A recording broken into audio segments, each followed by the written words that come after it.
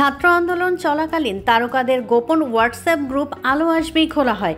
সম্প্রতি গ্রুপের কিছু স্ক্রিনশট ফাঁস হয়। এতে শিল্পীদের আপত্তিকর মন্তব্য নিয়ে সোশ্যাল মিডিয়ায় সমালোচনার ঝড় ওঠে।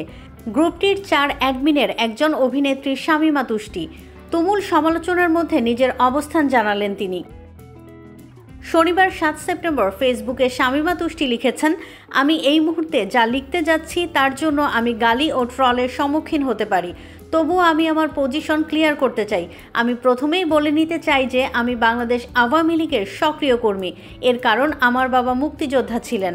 মুক্তিযুদ্ধের পক্ষের শক্তিকে আমি আমার নিজের পক্ষ ভেবেছি। আপনারা সকলেই জানেন, যখন কেউ কোনো দলের কর্মী হিসেবে কাজ করে তখন তার সেই দলের নেতাদের কথা মতো কাজ করতে হয়। সেসব দলীয় নির্দেশনার বিপক্ষে গিয়ে কাজ করার পরিস্থিতি থাকে না এবং আমি তা করতেও চাই না দলের কর্মী হিসেবে। তিনি আরও লিখেছেন, তাই বলে এই হত্যাকাণ্ড, শিক্ষার্থীদের বিরুদ্ধে এই নৃশংসতার আমি সমর্থন করি না। 1 মিনিটের জন্যও ছিলাম না।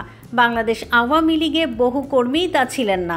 পক্ষ বদলের চেষ্টা করছেন না জানিয়ে তুষ্টি বলেন, আমরা যে যাই ভাবি না কেন, দল মূলত কি করতে যাচ্ছে বা কি করবে তা সম্পূর্ণ জানার উপায় আমাদের ছিল না। আমি এসব কথা বলে পক্ষ বদলের চেষ্টা করছি না। শিল্পীদের গোপন হোয়াটসঅ্যাপ গ্রুপ আলো আসবেই এর কথা উল্লেখ করে তিনি বলেন, আমি একটা হোয়াটসঅ্যাপ গ্রুপে ছিলাম।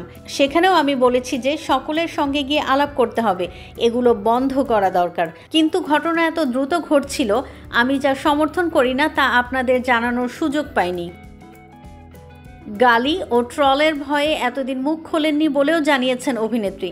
তিনি লিখেছেন, আমি অনেক দেরিতে আপনাদের সামনে এসেছি, কিন্তু আমার অনুভূতি নতুন নয়, শুরু থেকেই হচ্ছিল। আমি সত্যি ট্রল গালির ভয়েই আগে লিখিনি। সবশেষে তিনি লিখেছেন, আমি সকলের মঙ্গল কামনা করছি।